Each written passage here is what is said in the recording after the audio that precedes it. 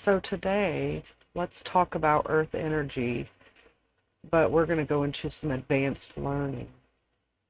Let's sort out the science of Earth energy. Spirals have long been objects of fascination in many parts of human culture, from art and architecture to science and mathematics. Within nonlinear dynamics, spirals have been studied in connection with such diverse phenomena as spiral density waves in galaxies, spiral waves of electrical activity in the heart and nervous system, growth spirals caused by screw dislocations in crystals, and spiral patterns in florals on the head of sunflowers, just to name a few. Here we consider a spiral pattern of a type that, as far as we know, has not been discussed previously. Instead of a pattern of density or phase, it is a pattern of instantaneous frequencies, hence called a frequency spiral.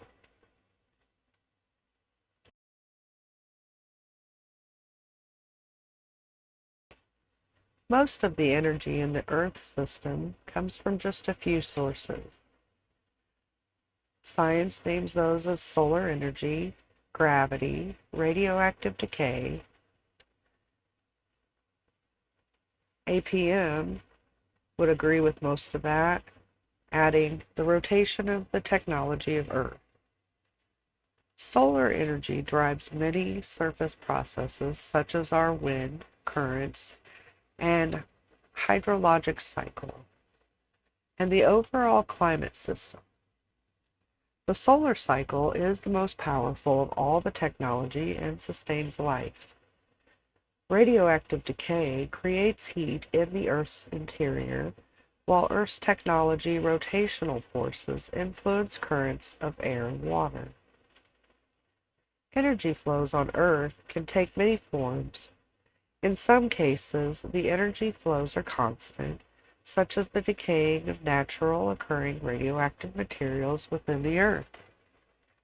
This process releases heat to the Earth's interior, which helps to drive the motion of our plate tectonics at a fairly constant rate.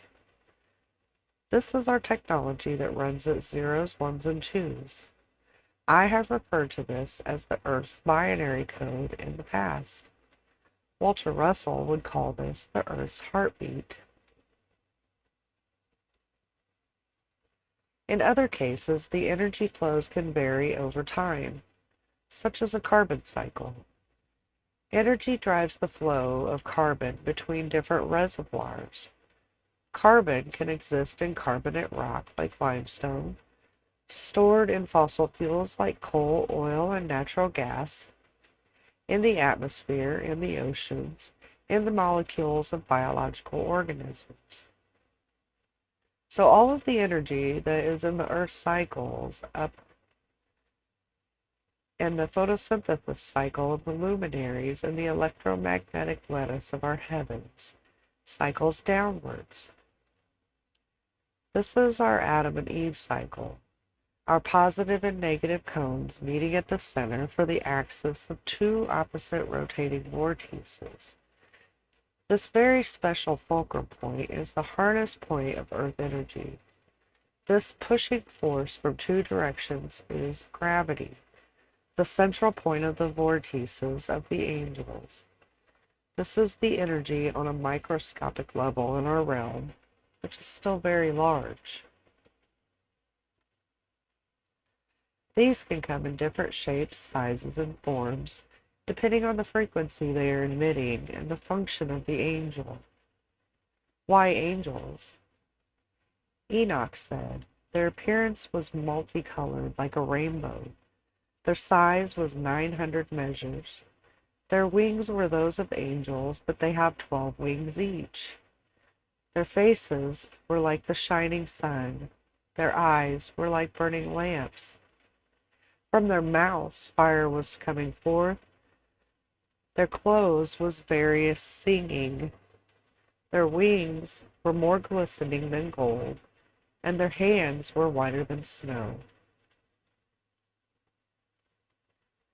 Many natural but still technological systems can be viewed as enormous collections of self-sustained oscillators.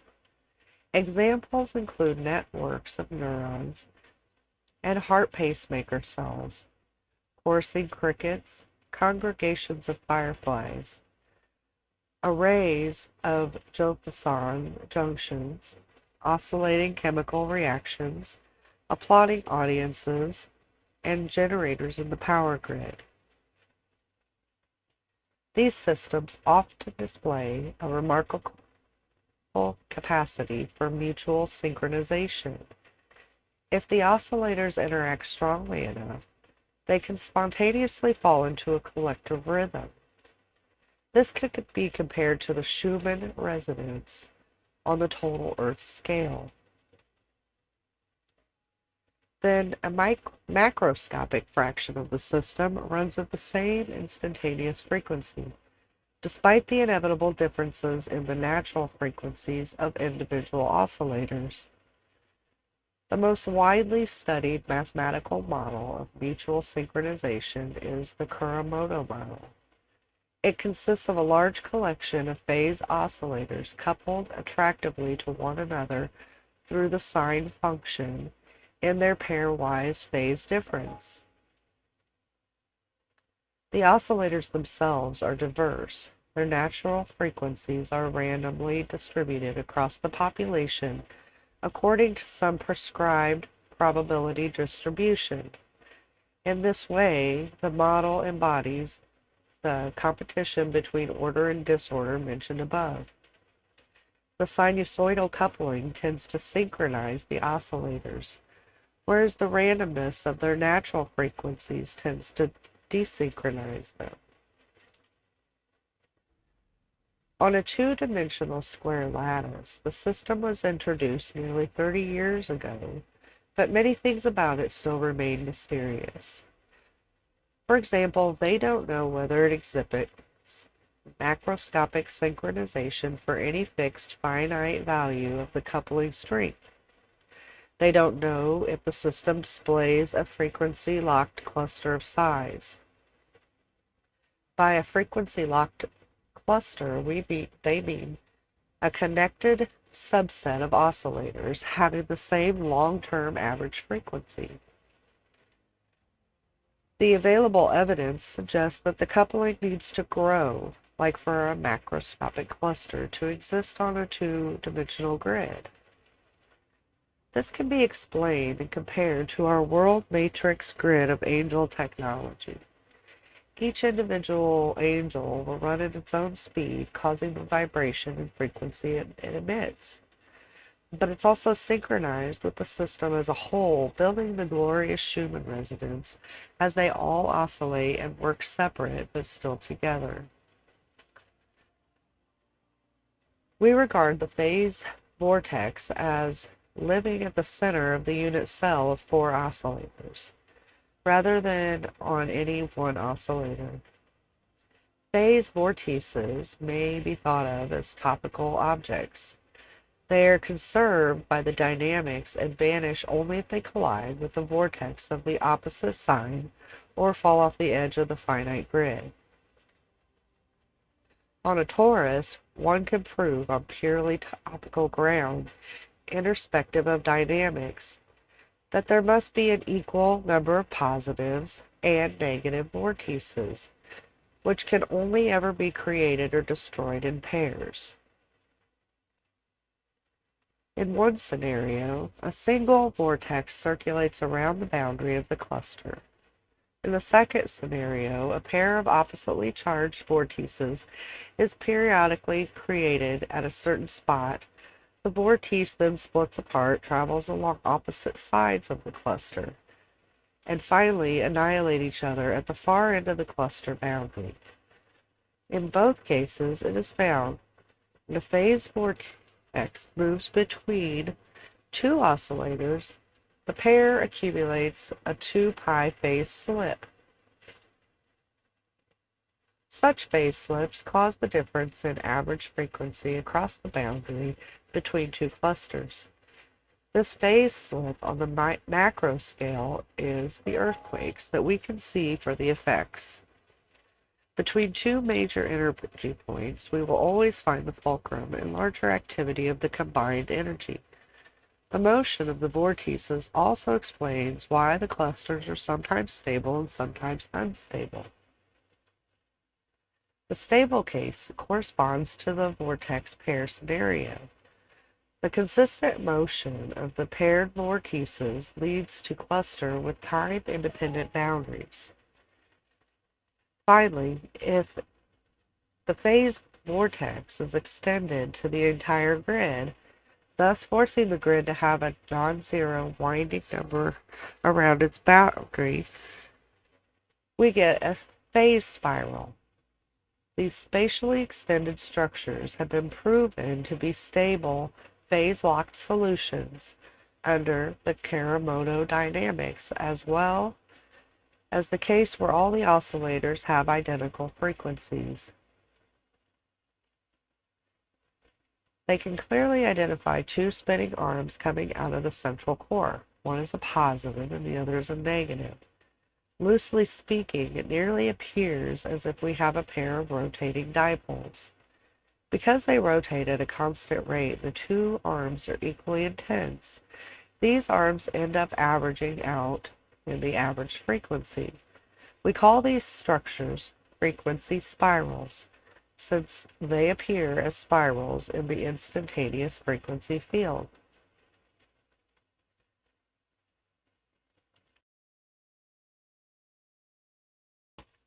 So looking into a canonical frequency spiral, it's time to drill down into its features. Numerical integration shows that the rotation period of the spiral doesn't change much from cycle to cycle. In this sense, the structure is persistent in time. In space, however, it decays.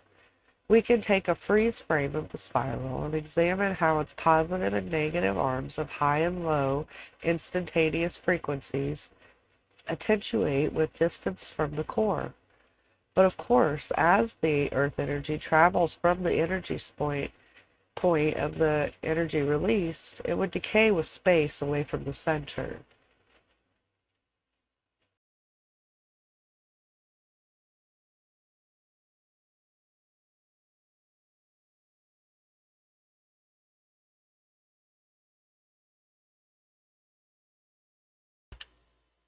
Now let's discuss torus energies.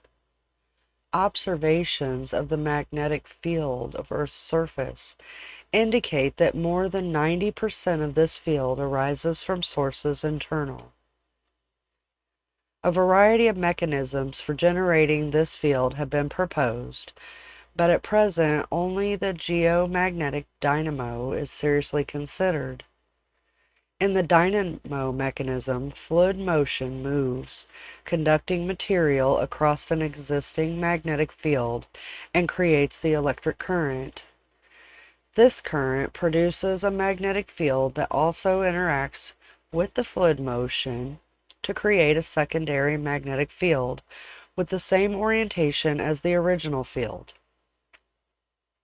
The two fields come together and are stronger than the original. The additional energy in the amplified field comes at the expense of a decrease in energy in the fluid motion. Thermal heating is the process that drives the fluid motion. For many years, it was thought that this heating was caused by radioactive elements dissolved, which I would say still holds a lot of weight, because when we use our APM eyes to understand the Earth and its energy systems, the heat flows in all directions, raising the temperature of adjacent regions. Because heat cannot be lost from the interior, it eventually flows to the surface. There, it is radiated into the atmospheres as infrared radiation. This process establishes a radial temperature distribution that decreases towards the surface. If heat is generated too rapidly for conduction to carry it away, a second process, convection, becomes important. In convection, energy is transported by bubbles of hot fluid that rise towards cooler regions, carrying more heat than flows through the same material at rest. Several conditions must be satisfied for the fluid motion to produce a magnetic field. First, the fluid must be electrically conducting.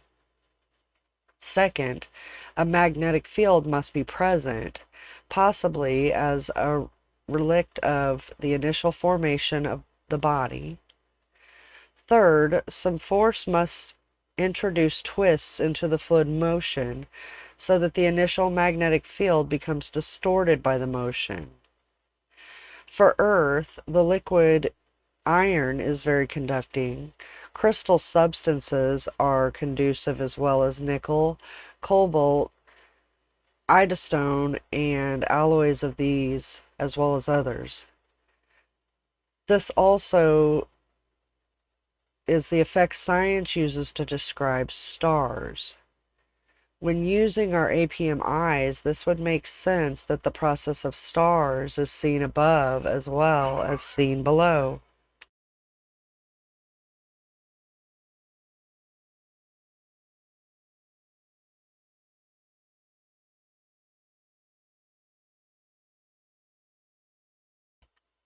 Now this, and the flow of lava, which is carrying the soil and earth around and through the underworld, is creating an initial magnetic field. And the Vortices technological areas we have spoke of so many times introduce the twists. The rising fluid carries with it the toroidal magnetic field. After a rotation of about 270 degrees, the magnetic field lines begin to twist about themselves and can diffuse through the conductor, disconnecting from the toroidal loop.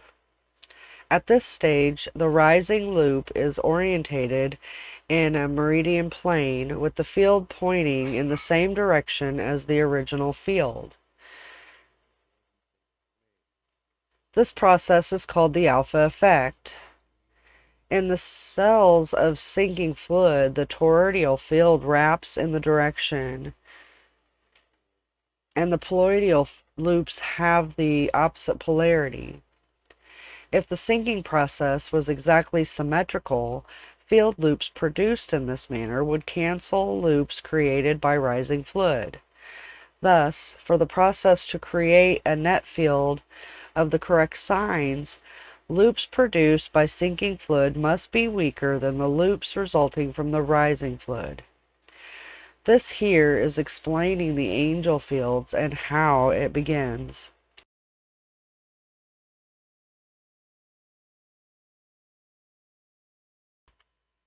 Magnetic fields measured at Earth's surface are not entirely produced by the internal dynamo.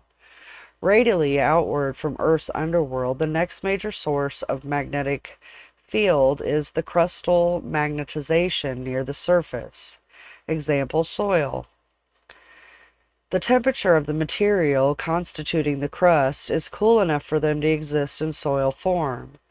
The solids may become magnetized by Earth's main field and cause detectable anomalies. We have discussed several of these anomalies and anomalous areas in past videos. Now, when we take these poloidal fields and toroidal fields, and they both are working simultaneously, we now have our Earth's magnetic field, which in my opinion is unpassable without electrocution or great harm at the maximum height of the astral planes. This energy would be at the edge of the atmospheric layers, which in my opinion is unpassable without electrocution or great harm. This is where our stars and planets reside. This would be what I would consider any type of a firmament and electrical energetic blockade, which leads us into the Van Allen radiation belts. As we move into this subject, you will have to put prior thoughts and ideas aside that you may have learned about the Van Allen belts and understand that we are still talking about within our realm just very high above the surface.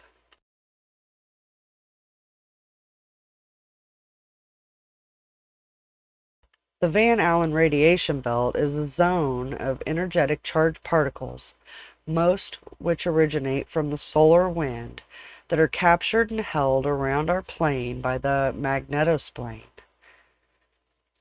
Earth has two such belts, and sometimes others may be temporarily created.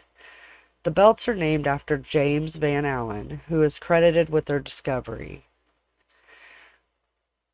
Earth's two main belts can extend from an altitude of about 640 to 5,800 kilometers, which is 400 to 3,640 miles above the surface, in which region radiation levels may vary, but radiation levels in the belts would be very dangerous to humans if they're exposed for extended periods of time.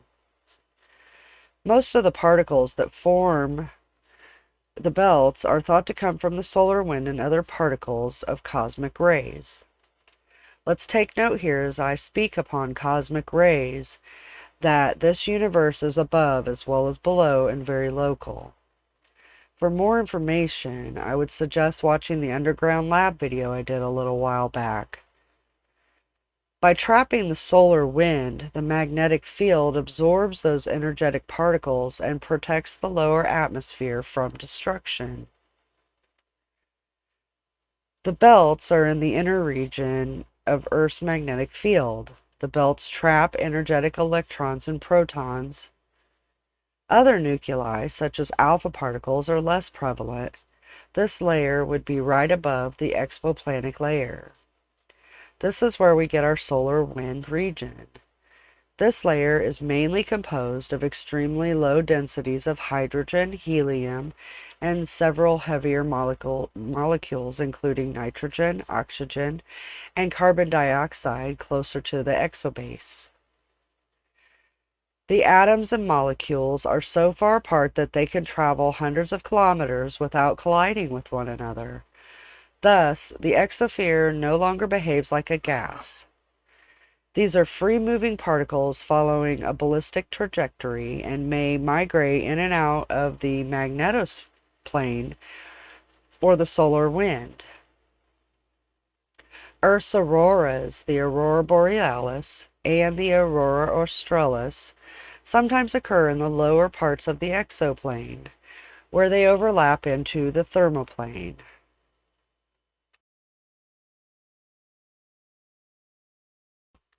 It is generally understood that the inner and outer Van Allen belts result from different processes. The inner belt, consisting mainly of energetic protons, is the product of the decay of so-called albedo neutrons, which are themselves the result of cosmic ray collisions in the upper atmosphere.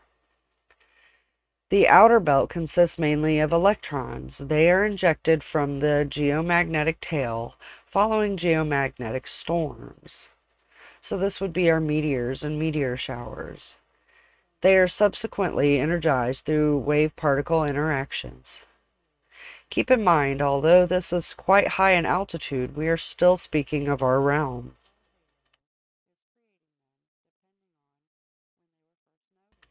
In the inner belt, particles that originate from the sun are trapped in the Earth's magnetic field. Particles spiral along the magnetic lines of flux as they move latitudinally along those lines.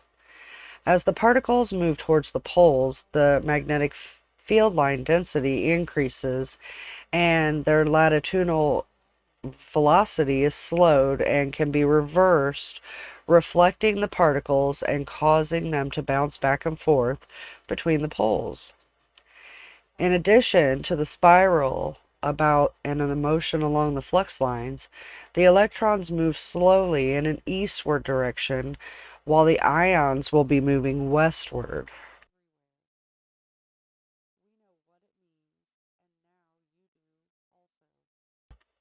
A gap between the inner and outer Van Allen belt, sometimes called the safe zone or slave slot, is caused by very low frequency VLF waves, which scatter particles in pitch angles, which result in the gain of particles to the atmosphere.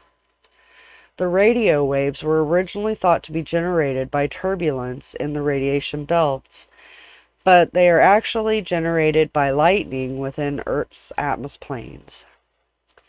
The generated radio waves strike the ionosphere at the correct angle to pass through only at high latitudes, where the lower ends of the gap approach the upper atmosphere.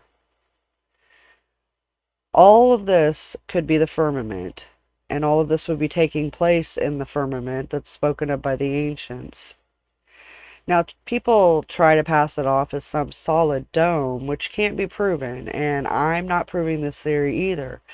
But I'm putting this out as a theory to be taken as a serious possibility, considering that we do live in an electromagnetic realm.